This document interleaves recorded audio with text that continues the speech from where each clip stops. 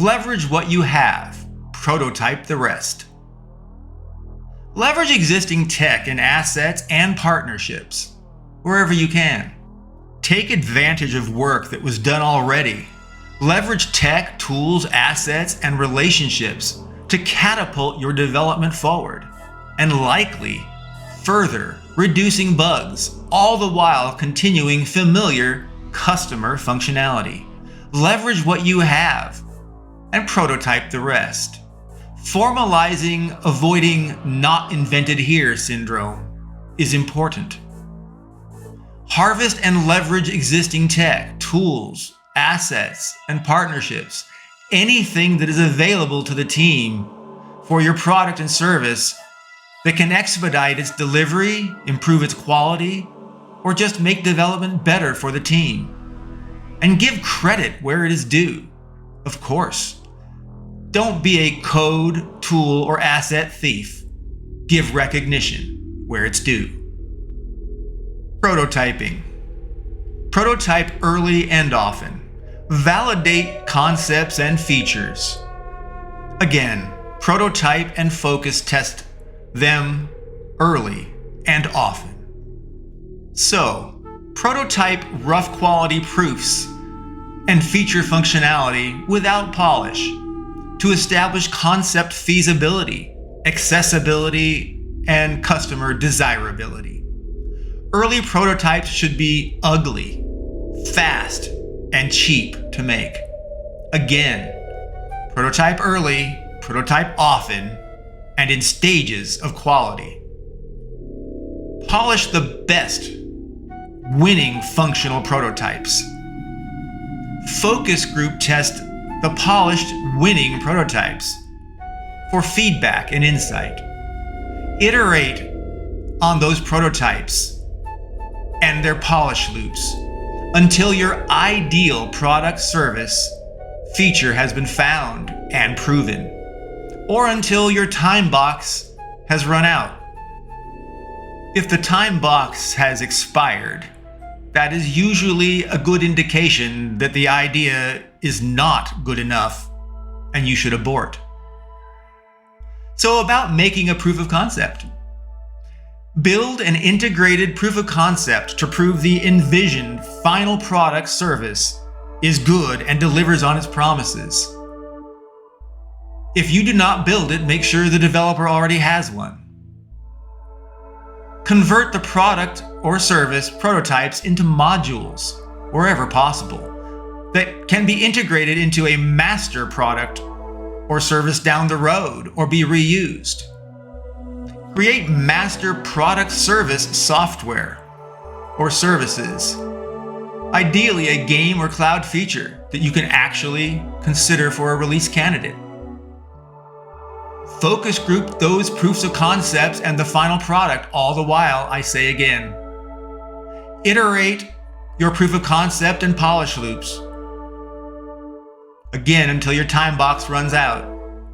It can be hard to cancel a product late in the process, but it serves no one to release a bad or otherwise unwanted, undesirable product. There are times canceling and losing money and time is the smart move. Stop throwing good money after bad, as the saying goes. Real products and services. Finally, what stage is the opportunity you're looking at? Is it already built? Is it a real product or service as it is intended to be for the customer? You should assess or create the final product, service, and software. Still, ideally, for me, a game or a game tool, of course. Telemetry and analytics. It's important to integrate telemetry and analytics functionality into the product. Use telemetry to understand customer feature utilization and areas to improve, but also use telemetry and analytics to ensure quality assurance, tests and exercises all of the user flows and product service features, and they have a fair distributed coverage of them. which leads to automated testing. Integrate automated testing wherever you can for variable range limits and for anywhere a bot can be used to traverse or simulate users' input and behaviors. Objectively assess the opportunity, whatever stage the opportunity is in, whether it is a pie-in-the-sky concept to a ready-to-release product. Make sure to objectively validate the experience and functional value with real customers. I have said it over and over here. Focus group test the product. Get the final feedback. Finalize the game with quality assurance testing for functionality and producers testing for experiential quality and polish. They are two separate things that should be tested by different people. As an aside, I suggest using subjective measures like quality and polish with numerical ranges of like 1 to 4, not something like 1 to 5. 1 to 4 is important, so people cannot sit in the middle without an opinion. When they have 1 to 5, they can choose 3 without expressing an opinion. Therefore, 1 to 4, they must choose at least a 2 or a 3. They're on one side or the other of good enough. Once confident in the product or service or features, sign, commit, ultimately go to publication and release. Submit the product or service for online publication or manufacture for its final validation and manufacturing.